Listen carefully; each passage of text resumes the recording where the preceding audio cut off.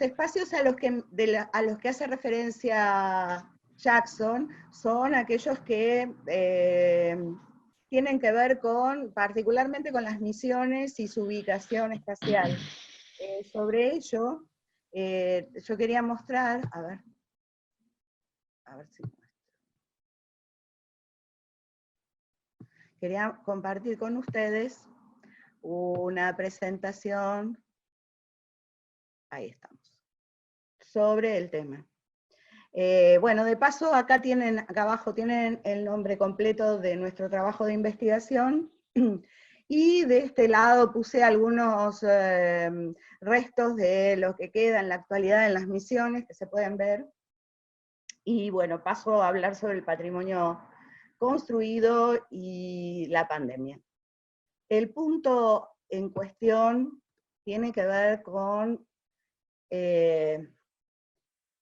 el hacinamiento, a mi criterio. La necesidad de cobijo es la que siempre mencionamos los arquitectos, porque tiene que ver directamente con la razón por la cual el hombre busca reparo, y de la manera en que entonces la obra arquitectónica es como un filtro ambiental que lo protege de el entorno, su entorno que muchas veces no es muy propicio. Pero ¿qué pasa cuando el propio lugar que debería cobijarnos es el que ayuda a esparcir la peste?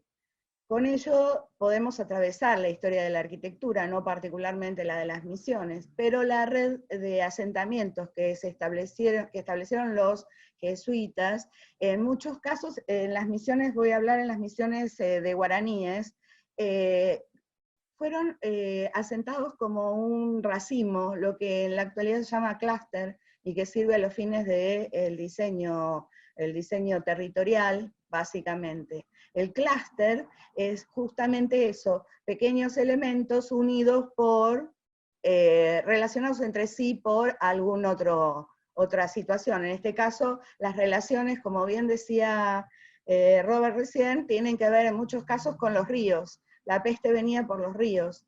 Y también dentro de las misiones, el cobijo que podía establecer esta relación en racimo no era tal. Fíjense cómo dice, cuando estaban, esto que está acá abajo es lo que dice un investigador boliviano sobre el tema Chiquitos, cuando estaban asentando Chiquitos, que fue fines del siglo XVII, 1690 y pico, estaban eligiendo el lugar donde sería, y cuando buscaron para poner San Javier es la última de toda la línea de chiquitanos.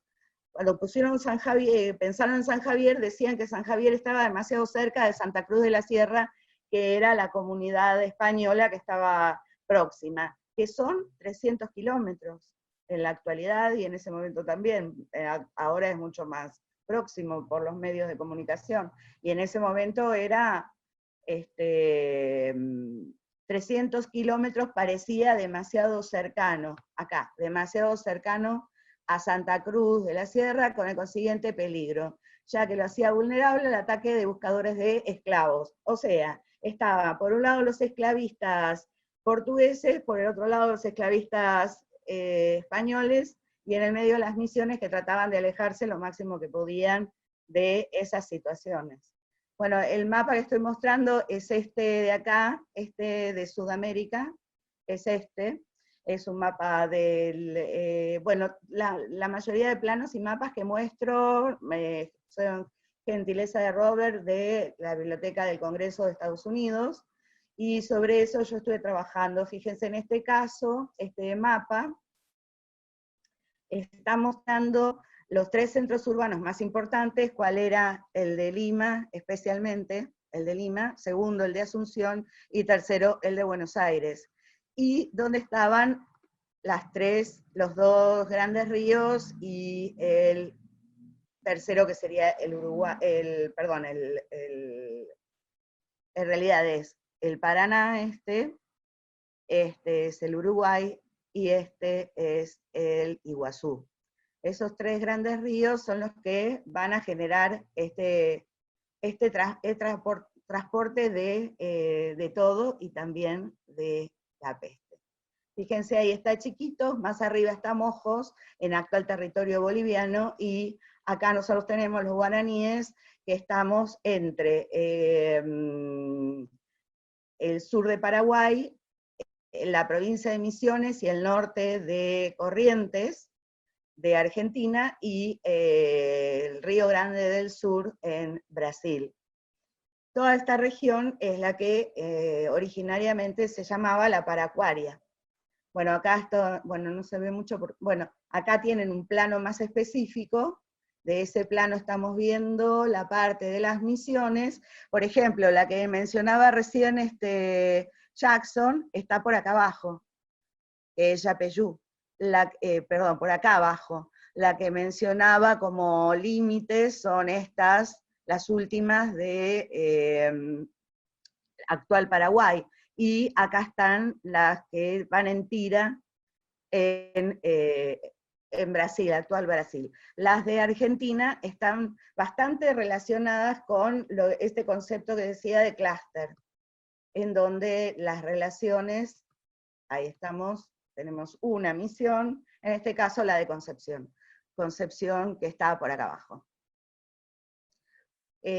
Ahora ahí está. Ahora voy a mostrar estas relaciones. En este caso estoy mostrando 4 misiones, las 4 misiones que nosotros le decimos uruguayenses, es decir, que están en relación con el río Uruguay, que es este que está acá planteado. Las 4 misiones son Concepción, esta que recién mostramos el plano, Santos Mártires, que es la que mencionaba Robert con insistencia, Santa María la Mayor, que es la más grande, que está ubicada acá, y San Javier.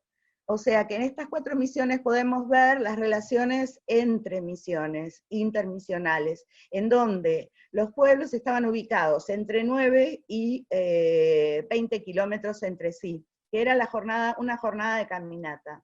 En cambio, los pueblos que estaban en actual Corrientes estaban ubicados aproximadamente entre 90 kilómetros, que es una jornada de cabalgata, porque los pueblos de Corrientes eran específicamente ganaderos y mandaban el ganado a la zona de las misiones.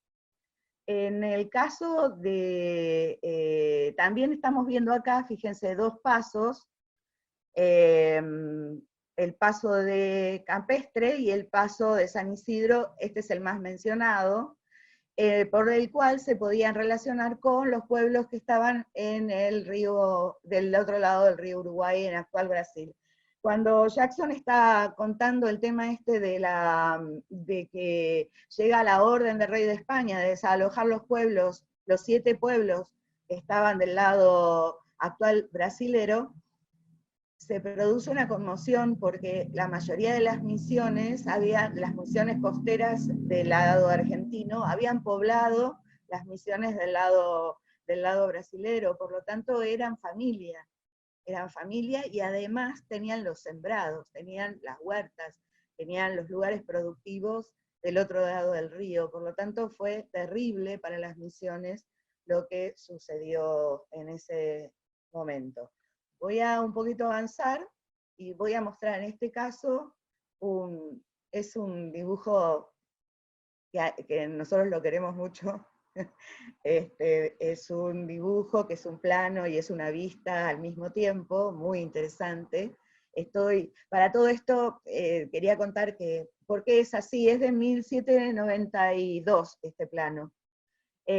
O sea, años después de la expulsión, 15 años después de la expulsión de los jesuitas.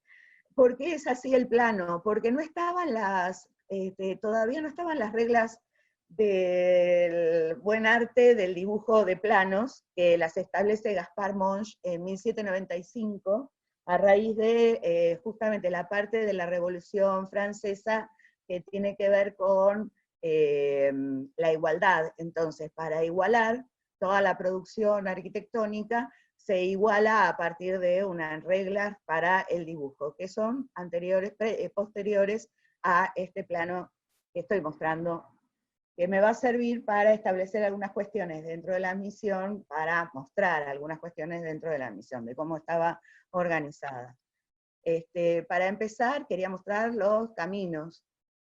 Estos son los caminos que unían esta misión Santos Mártires de Japón, que es la misión más alta de los 30 pueblos. Eso quería decir, 30 pueblos, alrededor de 5.000 individuos cada pueblo, alrededor de 150.000 individuos en el periodo máximo de esplendor, que fue alrededor de la década del 30-40 del siglo XVIII. Que es justamente donde aparece también los mayores brotes de epidemiológicos. Estos caminos son los que estaban uniendo, en este caso, la misión de Santos Mártires con la misión de Santa María, con la de Concepción y con la de San José, que también está actualmente en territorio misionero. Estos caminos tenían en las salidas, fíjense por ejemplo acá, tenían una capilla para rezar, encomendarse al Señor en el camino que iban a emprender y agradecer, cuando volvían sanos y salvos, agradecer los favores del Señor. También esta es la zonificación, tenemos el templo, que en general más o menos reconocemos 3 periodos constructivos. El primero es absolutamente natural, por lo tanto no quedan rastros. El segundo es de madera, que se llama lígneo, y que todas las misiones que están en Argentina eran de ese periodo. Y el tercero, que es cuando descubren la cal, la descubren muy tardíamente, entonces pueden reconstruir pocos templos. Los más importantes, el de San Miguel en Brasil, y los de Trinidad y Jesús en Paraguay. En Argentina no hay del tercer periodo. Y el tercer periodo es un periodo en donde el techo es de piedra, por lo tanto deberán ampliar las estructuras, y las estructuras serán también de piedra. Por lo tanto es un periodo pétreo, el tercero. Desde el punto de vista constructivo es un gran avance, pero para eso necesitaban la cal para la compresión de particularmente las bóvedas, que igual tuvieron varios accidentes constructivos, con derrumbe de justamente las cúpulas especialmente. En el caso de del templo, decía, siempre fue una fortaleza, por lo tanto está desde el punto de vista de la composición, fíjense cómo está centralizado dentro de todo lo que es el plano. Del otro lado, al lado del templo, están el colegio y los talleres. El colegio, que es donde los jesuitas vivían y además daban sus clases, y estaban las bibliotecas, por ejemplo. La biblioteca, en el caso de Santa María la Mayor, tenía alrededor de 300 volúmenes la biblioteca, no era poca cosa. Todo eso está concentrado en Córdoba, en la manzana jesuítica en Córdoba, Córdoba, Argentina, ¿no? Y al lado están los talleres, que era donde trabajaban los hombres, obviamente. Solamente los hombres podían entrar, hombres, varones o niños, podrían entrar a la zona del colegio a tomar las clases, y los hombres podían entrar a la zona de talleres. Del otro lado está el cementerio, que también estaba establecido en cuartos, mujeres, hombres, niños y niñas. Ni siquiera en el reposo se mezclaban los cuerpos. Y bueno, está la plaza, que es un lugar ceremonial por excelencia, porque la mayoría de las fiestas y ceremonias masivas se daban en la plaza, y porque era el lugar de reunión por excelencia, como lo es en la actualidad, bueno, como lo era cuando teníamos una vida exterior, una vida social externa en nuestras casas. La plaza es el lugar por excelencia de reunión social, y el resto es la población donde vivían los indios. por supuesto jerárquicamente, los caciques estaban ubicados alrededor de la plaza y sus colectividades, sus comunidades detrás. Cada cacique aproximadamente tenía 50 indios a su cargo, y los caciques eran los que establecían la conexión con los jesuitas en general. ¿Qué pasaba con las plantaciones? Bueno, en el caso de Mártires tiene el patio el lugar de los padres, el huerto de los padres, que fuertemente tenían naranjales, pero tenía en realidad un montón de plantas que tenían que ver con frutos, y que tenían que ver con perfumes, y que tenían que ver también con especies. Y también tenía, por supuesto, yerbales, pero lo que más tenían es algodonales, porque particularmente Mártires se dedicaba a hacer los más finos tejidos, tisú, les decían los jesuitas, que tenían, de los que tenían noticias en las tierras de españoles. Fíjense acá, tenemos algunos corrales, les decía que el ganado venía desde el sur, desde Corrientes, y el ganado de la semana se establecía en los corrales. Estos son las curtiembres, y si se fijan un poquito más, tenemos 3 lagunas, fíjense, 1, 2 y 3 acá. La orientación de esta misión, fíjense, acá está la Rosa de los Vientos, y este es el norte. Este es el norte. Por lo tanto, eso es la primera conexión que hicimos con Jackson, científicamente hablando, tuvo que ver con esto, que yo le decía a Jackson, bueno, pero vos fíjate que Mártires tiene 2 lagunas al norte de la población, al norte de la población. Entonces, en las lagunas se crían los mosquitos se acomodan sobre la población, y bueno, se produce el gran desastre. Claro que a favor de los jesuitas y el establecimiento del sitio, el uso de ese sitio para establecerse, podemos decir que la conexión entre mosquito y enfermedad científicamente se establece a principios del siglo XX. Por lo tanto, estas misiones que son de mediados, estas Mártires particularmente, en 1704, no se sabía este tema. Para completar, les quería mostrar un plano típico del padre Oliver, Jaime Oliver, que lo hace en 1751, y donde establece algunas cuestiones que son del común. Por ejemplo, dice, bueno, dice esto, fíjense lo que ya vimos, la plaza, el templo, de un lado el cementerio, del otro lado colegio y talleres, y detrás el huerto. Estos son otros espacios, por ejemplo el Cotiguazú, que es el lugar de viudas y huérfanos, en donde la comunidad entera trabajaba para alimentarlos, y vivían en un lugar acotado, y bueno, algunos otros lugares, hospital, etc.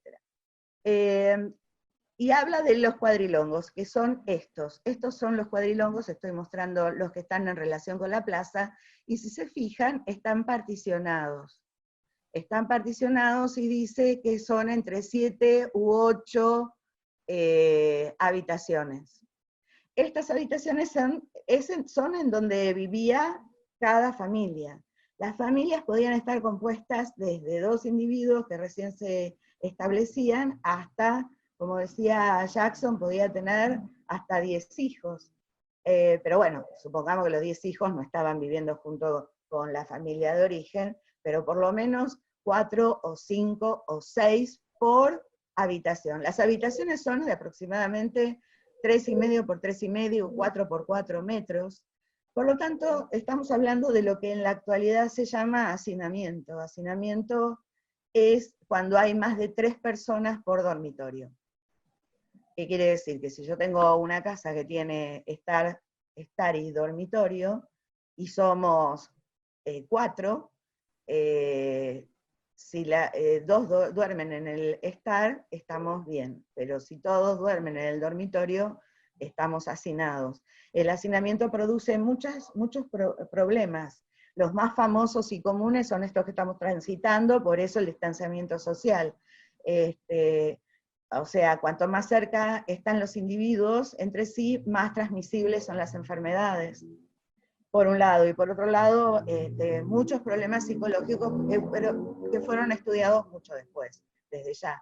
Acá, a favor de los jesuitas, quiero decir que inicialmente los guaraníes venían con toda su carga cultural, que eran las familias ampliadas, las familias poligámicas, y los jesuitas se tardaron mucho tiempo, 3 generaciones, en llegar a construir este tipo de conexión, es decir, en donde las familias estaban separadas por lo menos por familia mononuclear sería, ¿no? Bueno, a ver si tengo algo más para mostrarles. No, nada más. Ahí tienen mi currículum, si quieren, y mi correo, cualquier cosa. Y bueno, le doy paso a Cristina. Bien, gracias. Yo voy a tratar de ser breve porque tenemos poco tiempo, ya me parece, nos estamos extendiendo bastante. Bueno, desde el siglo XVIII entonces ahora pasamos al siglo XXI.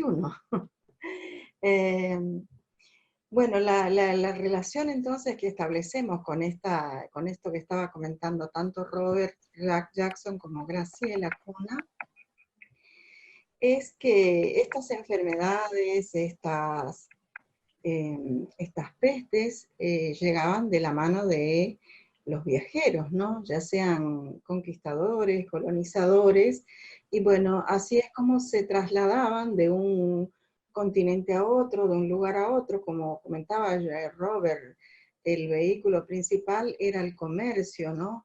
Entre las misiones jesuíticas de Yapeyú a Santa Fe, Buenos Aires, en fin, era entonces estos desplazamientos. Así se diseminaban estas enfermedades, provocando entonces la disminución de la población. Bueno, pero entonces ahora la idea era compartir más que nada con ustedes, a ver si puedo compartir, compartir pantalla un poquitito, estas anotaciones que hemos hecho para tratar de ser más rápido. Bien, entonces acá tenemos, veamos si se proyecta, ¿se está proyectando? Ahí, bien. Anoté aquí 4 grandes pandemias que en este siglo XXI nos ha afectado fuertemente. El SARS, la gripe A1N1, el ébola, el COVID-19, el que estamos transitando ahora.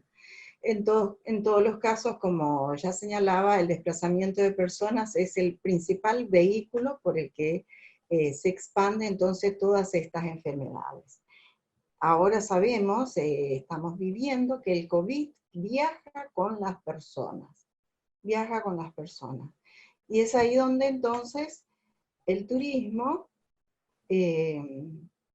aparece como una de las actividades más afectadas. Bueno, no sé si es más afectada porque en realidad tenemos varias actividades, toda la sociedad y todas las actividades entonces fuertemente impactadas, en algunos casos totalmente paralizadas, como es el caso del turismo. Bien, aquí puse también otros eventos que no son vinculadas a la sanidad, que también paralizaron la movilidad humana, como el impacto a las Torres Gemelas en 2001, el tsunami de Indonesia en 2004, puse también la ceniza del complejo volcánico Puyehue-Cordón-Collé, y otros como el terrorismo, Egipto, por ejemplo, que hace un par de años se vio fuertemente afectado por esta situación, provocando la paralización casi total de distintos sectores del turismo, como la hotelería. La hotelería llegaba a un momento a estar a un precio bajísimo, dada la poca o nula presencia entonces de turistas en el país. Bien, rápidamente porque queremos tratar de que participen algunos en el cierre de este tema. Entonces, provoca cierre de fronteras, caída del empleo y otras actividades conexas o en cadena con el turismo, porque eso es lo central de esta actividad, ¿no? El turismo genera empleo, genera una serie de actividades vinculadas que se desmoronan en este momento. Bien, nosotros decimos que no solo la sanidad o el sector sanitario no está preparado en este momento para enfrentar esta crisis. El turismo tampoco está preparado. Y eso que a nosotros desde las aulas, desde las primeras clases de turismo, y nosotros también desde nuestro lugar, solemos repetir, ¿no? Que desde el turismo no se puede hacer stock, no se puede guardar, no se puede almacenar, y bueno, no existe turismo si no existe el turista. Es el que pone a funcionar toda la rueda. Entonces estaba leyendo, por ejemplo, entre tantos artículos que aparecen estos días, que Hani, el presidente de FAEBIT, la Federación Argentina de Agentes de Viajes y Turismo, de Empresas de Viajes y Turismo, que decía, el turismo no existe más, hay que comenzar de cero. Pero no sé si están así, porque están todos los elementos. Está la oferta, la hotelería, el alojamiento, la gastronomía, y está el turista potencial. En este momento está paralizado, pero ya hay algunas luces sobre este turista, ¿no? A ver que vaya teniendo ese deseo de volver a determinados lugares, apelan al recuerdo, videos, imágenes, o ya están promocionando algunos destinos, aparte de otras estrategias que ya el marketing ha puesto en marcha, ¿no? Bueno, entonces, están todos los elementos del turismo allí presentes. Entonces, no sé si podemos decir que no existe el turismo y que tenemos que empezar de cero. Bueno, así que solamente quería hacerle ese comentario en ese sentido y mostrar rápidamente algunos datos del informe de la Organización Mundial del Turismo. Esto se tomó en abril, la primera semana de abril. Ya en este momento probablemente estén por actualizar todos estos datos. Entonces hay cierre completo parcial de fronteras, restricciones a viajes según los destinos, es decir, de determinado lugar a otro no se puede viajar, o a otros que está totalmente cerrada la frontera, suspensión total o parcial de vuelos, casi todos los países tienen suspendidos los vuelos, y otras medidas más incluidas como el autoconfinamiento, la cuarentena, en fin, que estamos viviendo ahora. Este cuadro muestra bastante bien 3 momentos de este siglo XXI donde la crisis afecta al turismo y hay una importante caída en cuanto a la llegada de turistas internacionales. Ahí tenemos el 2003, el 2009 con la crisis económica y ahora el 2020, que se prevé una caída aproximada del 20 al 30%. Todavía no sabemos, por eso decimos aproximaciones, no sabemos cuándo termina la pandemia y cuánto realmente afectará al turismo. Esta es la previsión para 2020, la llegada de turistas internacionales y la caída abrupta entonces a partir de este año. Muestro este otro cuadro rápidamente, los ingresos por turismo, entonces de qué manera afecta a la economía esta situación de crisis. Bueno, hay ejemplos, como mencionaba, de algunos lugares o regiones concretos. Acá el problema es mayor, dado que el problema es global, afecta a todo el mundo. Bien, yo puse ahí nomás para acordarme porque en la década del 90, mejor dicho, siempre trabajábamos con un documento de la Organización Mundial del Turismo que se llamaba Turismo Panorama 2020, y entonces ahí hacía una serie de predicciones para el 2020. Y aquí estamos, en el 2020, totalmente parados desde el turismo, ¿no? Entonces, las previsiones que hacían era que en 2020 serían 1.600 millones de turistas internacionales. Los datos de 2019 es 1.500 millones, o sea que se aproximó bastante a las predicciones que hacía en ese momento la Organización Mundial del Turismo. A pesar de estas interrupciones que hemos mencionado, el turismo estuvo en un constante crecimiento en todo lo que va del siglo XXI. Bueno, entonces nos preguntamos una serie de cuestiones acá. ¿Qué sabemos? ¿Sabemos cuándo vamos a salir de la cuarentena? Y cuando salgamos de la cuarentena, ¿estaremos seguros en la calle? ¿Cuándo va a aparecer el medicamento o cuándo vamos a tener la vacuna? Y cuando tengamos la vacuna, ¿tendremos la cura de esta enfermedad? No sabemos cuándo vamos a volver a la escuela. ¿Cuándo se podrá viajar? Porque también aparece el turismo como lo último que se recuperaría en esta situación de crisis. Tanto la Organización Mundial del Turismo como otros sectores del turismo vienen bregando o trabajando en forma coordinada con distintos sectores para que entre esas prioridades del turismo, precisamente por los beneficios económicos que aporta a la sociedad desde que comienza a recuperarse.